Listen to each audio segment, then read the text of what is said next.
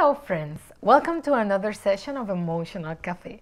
Today our topic is rising from the falls, and I wanted to share with you something about the athletes that I think is going to illustrate so much the topic that I want to share with you today.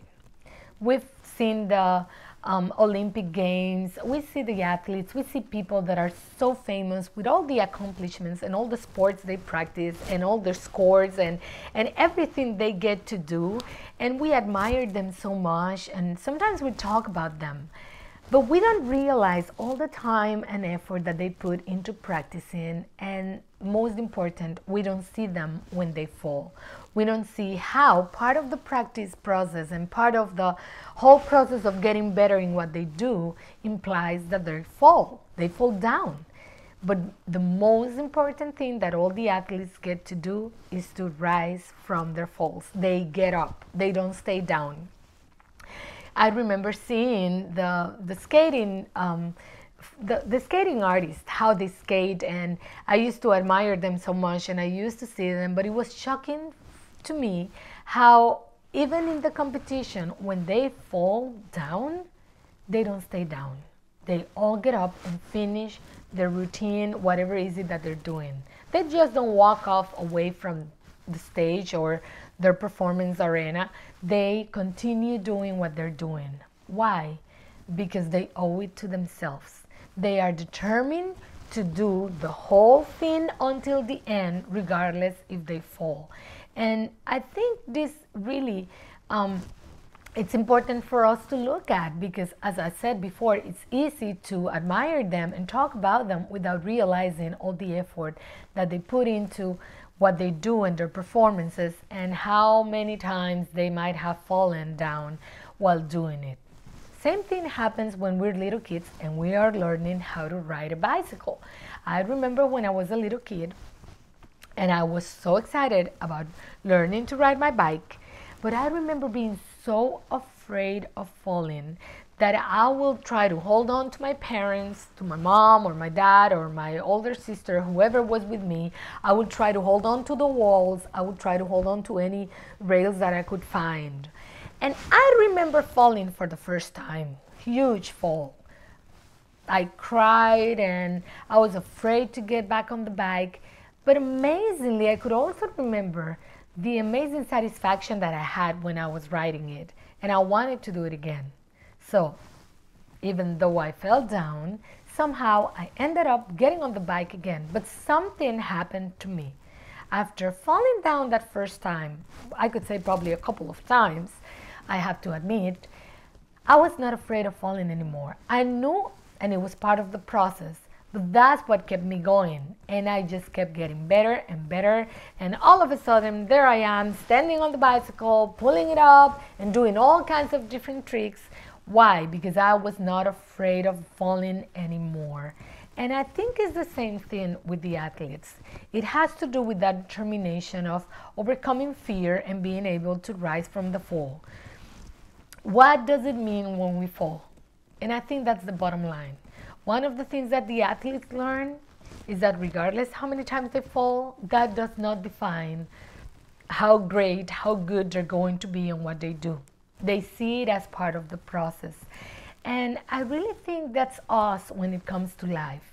We are so afraid to fall, we are so afraid to fail that sometimes we don't even want to try it. Or sometimes we're not even willing to take risks in order to avoid failure. But the most important thing, as much in any sport, it is in life to rise from our falls, to be able to get up when we fall. And when I mean that we're going to fall, I mean those obstacles, those situations, those people that come along the way, different things that maybe won't work out, but that is all part of the process. And we need to learn that that's not what's going to define us, but rising above it, being able to rise from the fall, get up and continue moving forward. I really think when we learn this, we'll be able to see the similarities with the athletes and what they have that we need to nurture within ourselves in order to be able to have the same determination that they have. I wanted to share with you some of those traits, some of those attitudes that I think they have that are so important and that we need to nurture ourselves. Awareness is the first one. Having self-awareness, being able to know what is it that I'm doing, why this is important to me, recognizing the steps that I need to take and what's going to happen if I fall. Being able to get to the point when I know that my fall is not going to define who I am, but rather than that, being able to look at it and say, okay, what's my learning experience from this? What just happened? What can I take with me? How can I make this better? How can I make it different? That's what's going to make a whole difference in our lives. That's self-awareness. Another one will be being able to manage our emotions. That emotions management is huge. And one of the other sessions that I had this month was about rising above our emotions, because if we don't, somehow we're going to feel overwhelmed and we're not going to get past the fall. Being able to identify what is it that I'm feeling, being able to get past that embarrassment moment, or maybe that immediate feeling of failing, and knowing, no, I'm not a failure. I failed in this, but that doesn't mean that I am a failure as a person. It means that whatever I was doing, it's not working, and I need to try something different, or I need to add other actions to what I'm doing. I need to review my choices. I need to go over my plan and make the adjustments that needs to be made. That's what it means to be able to manage my emotions, so I can keep them on the side and not let them control me, but rather than that, I get to control them. The other important attitude and skill that we need to nurture within ourselves is the self-motivation. And this is something that all athletes have. And you might say, well, Xiomara, they have a good coach, a good trainer. You know what? It is important to have a good coach, to have someone training you that can motivate you. But if you don't have your own inner motivation, there's not much that the coach, the external person training you, is going to be able to do with you. Some people, they sit down and they're expecting someone to come and motivate them. They expect their motivation to come from the outside rather from the inside.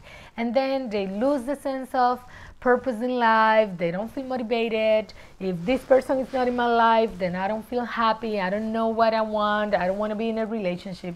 And life is not like that. You need to be able to motivate yourself and push yourself to do better, to do your best in everything you do.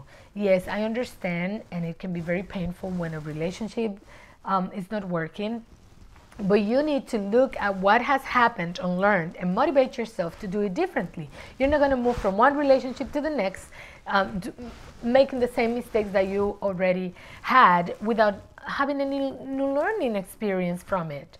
Because again, that's insanity. Doing the same thing, expecting different results, is what insanity is all about. So self-motivation, it's huge, because regardless all the external motivation you might get, you have the final word on what you want to do, how you want to do it, and how determined you'll be to make it happen. And finally, the skills we need.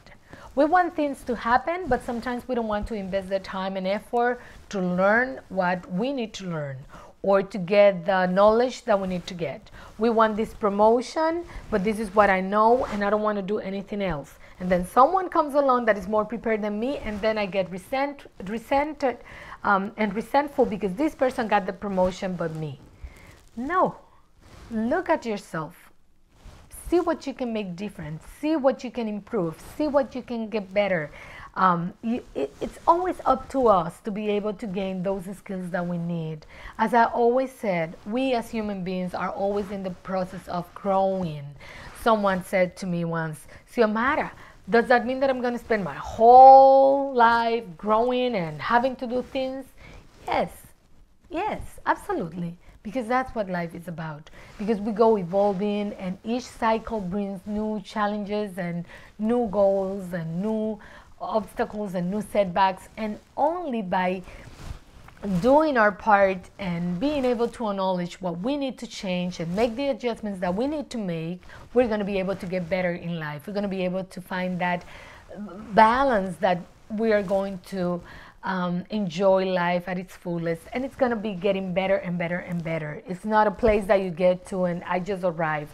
It's something that you just continue making it better, because as you grow older and as you continue growing emotionally, you get to realize that maybe what you wanted 20 years ago is no longer what you want now, and that's okay. Redefining yourself, reshaping yourself, but being able to gain knowledge and develop skills and learn new things will always make you a much better person and a better you.